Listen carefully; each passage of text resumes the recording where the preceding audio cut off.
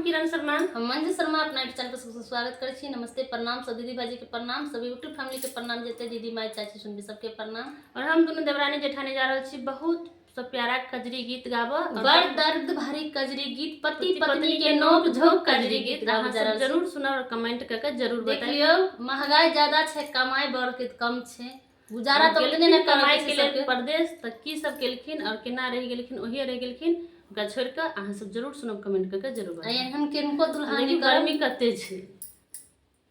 10 रुपया पिया के नौकरिया, 10 रुपया पिया के नौकरिया, दिन दिन बढ़े महंगाई ना, दिन दिन बढ़े महंगाई ना। 10 रुपया पिया के नौकरिया, 10 रुपया पिया के नौकरिया, दिन दिन बढ़े महंगाई ना, दिन दिन बढ़े महंगाई ना। रुपये करण पिया गईले न तेरवा, रुपये करण पिया गईले विदेशवा, अपनो नया में पिया चिट्ठिया न भेजे, अपनो नया में पिया चिट्ठिया न भेजे, नहीं लेवे खबरिया ना, नहीं लेवे खबरिया ना, अपन नया में पिया चिट्ठिया न भेजे, अपनो नया में पिया चिट्ठिया न भेजे, नहीं लेवे खबरिया ना, नहीं लेवे खबरिया ना।